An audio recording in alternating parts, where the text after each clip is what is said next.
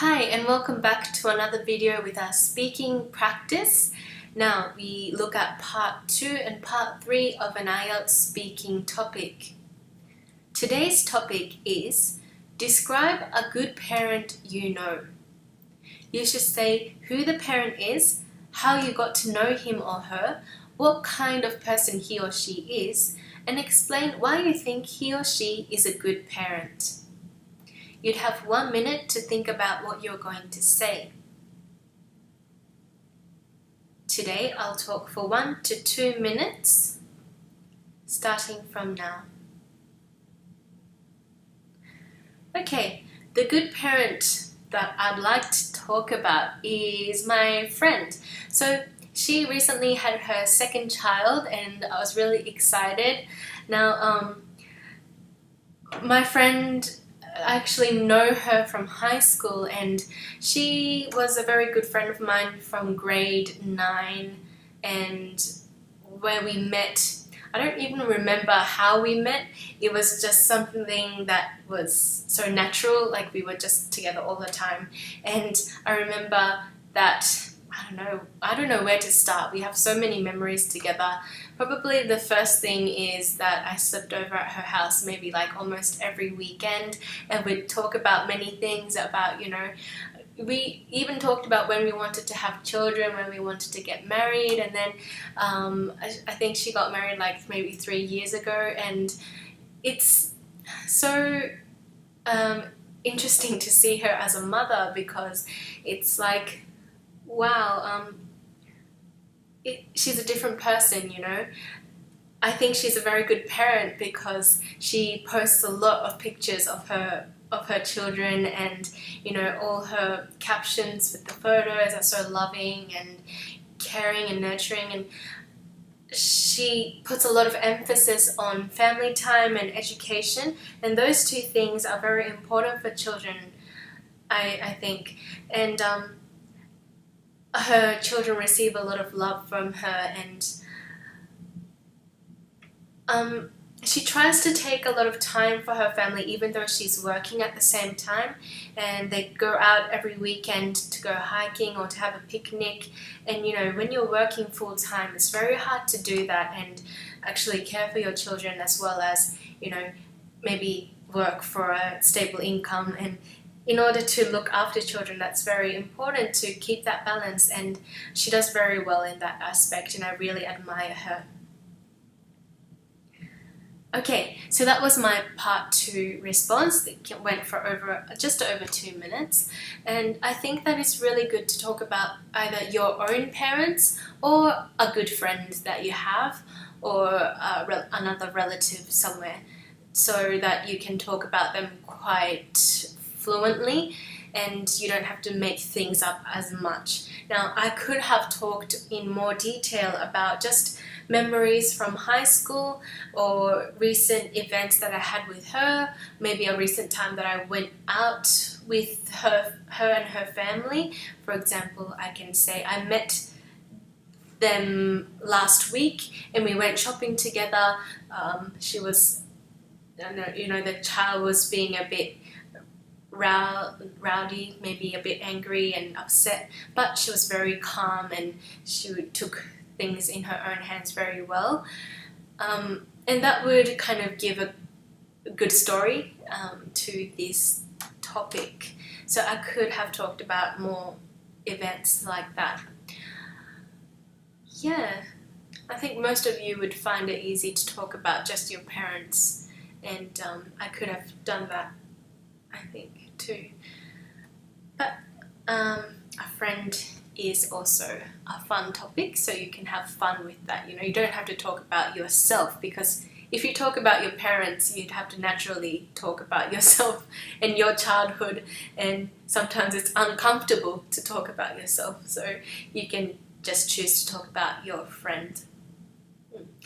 Okay, let's move on to part 3, where we talk about parenting. Question 1.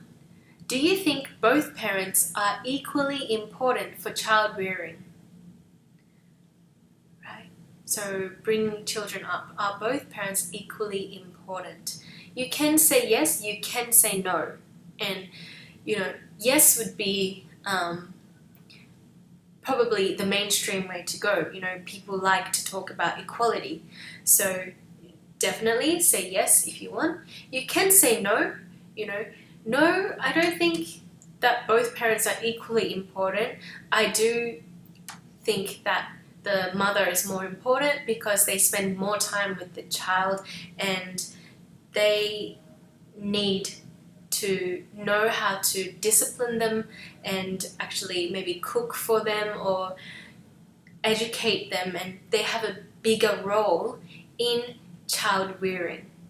Okay, so you can say no and say either the dad or the mum. It doesn't matter what you say as long as you're giving your opinion. Okay. Question 2. What skills do parents need to have to raise a child? What skills do parents need to have to raise a child? Okay. So have some skills up your sleeve, like communication skills, cooking skills, cleaning skills. Those basic ones might be useful for child rearing. So I believe that parents need to know how to communicate well with their children and to discipline their child right. So they need to have those skills, as well as, especially the mother, should have basic cooking skills so that they know how to cook healthy meals for their child. It would be a bonus if the dad also knew how to do that as well. Question 3. Do you think it's important for parents to play with their children? Do you think it's important for parents to play with their children? Okay. Again, this is a yes or no question. You can say either. Okay. So yes would be an easy answer. Yes, parents should take a lot of time to play with their children because that is where the connection and relationship builds more strongly between parent and child. And then the parents will understand their child better. The child would be able to understand, respect, and look up to their parents more if they have a stronger connection there through playing. You can say no again, as long as you explain why you think no. So this is difficult for me because I wouldn't say no, but you can. So just to prove that it doesn't matter, I will say no, it's not important for parents to play with their children because they spend enough time playing with kids at school. So parents have a stronger role in maybe educating their child or looking after them rather than playing with them. Children have enough time to play outside of what the parents have to do. So at school or maybe outside of school with other children. Okay. Alright, question 4. What activities can parent and child do together? Okay. What activities can parent and child do together? Okay, so when they ask for examples of activities, you can just come up with a list of a few activities that you can think of. So you can say, okay, activities I can think of: homework, reading together, playing outside. A lot of them can do sports together. Cooking is another thing that parents and children like to do together, and that would be a great way to communicate. Okay. Alright, let's go with how can parents balance working and raising children? Okay, so this is asking you for a suggestion or a solution. So it's kind of similar to writing where they ask you for a solution to something, and once again, it doesn't matter what you say as long as it's kind of logical and you can give an explanation. So, balance. Okay. Well, I believe that it is difficult for parents to do something to balance work and private life. Work-life balance is very difficult. If the workplace doesn't really allow the parents to be flexible, it's very hard for the parents to control it. But parents should definitely try and negotiate with their workplace how to get around looking after their child as well as working. So they have a big role in trying to organize what kind of shifts that they want to have with the workplace so that they can get around that. Alright? Okay, now let's talk about what are some of the advantages and disadvantages of having grandparents help with the raising of children. So this is an advantage and disadvantage. You have to give one or two each. So starting with the advantages, so go one at a time. So with the advantages of grandparents helping out with raising children, I guess it is that they know a lot about the family, so they're very close with obviously the parents and the child since the child is young, so they know for example, if the child has any allergies or if the child has any specific other health problems or anything, the grandparents can cater for that well because they know the child well. As well as the grandparents, they know the parents well, so they would be able to communicate with the mum or the dad much better than other people looking after the child. The disadvantages of grandparents helping to raise their child. I don't know if there are any disadvantages. Probably if they are always with their grandparents, they are obviously maybe not getting enough time being raised by their actual parents, which may be problematic in the future if the grandparents pass away, for example. The child would be more strongly impacted. They may not have a strong bond with their actual parents if they don't have enough time with them. So that may be a disadvantage of relying on their grandparents a lot while their child is still very young.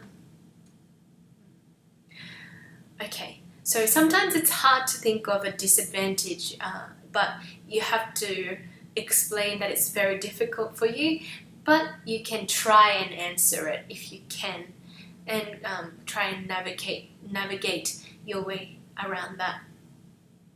Okay, so let's move on to the last question. Okay, how much independence should parents give to their children? So this is purely your opinion. How much independence? Alright. Okay. So I think it depends on how old the child is. If they are young, parents should look after them more closely so that they can, maybe monitor what they are up to, make sure that they are safe. And that is a very important factor, especially when the child does not really know what is right, what is wrong, what is safe, what is not. So that is something that the parents should keep in mind. If the child is older, like they are in their adolescence or they are teenagers, for example, the parents maybe should give them a bit of independence so that they can do what they want and see the consequences of their own actions so that they can learn a lot from that. If they don't have the independence, it's a lot more likely that they won't learn from their mistakes as much. So depending on the age of the child, the parent should maybe adjust how much independence that the child should receive. Okay. Alright, so that was the end of the part 2 and part 3 for parenting, describing a good parent that you know. I hope some of the phrases, the answers and vocab were useful. If you have any questions, please ask. But remember to subscribe to our channel so that we can keep you updated, and for more information you can visit our website at IELTSspeaking7.com. Thank you very much for viewing again, and good luck with all of your studies.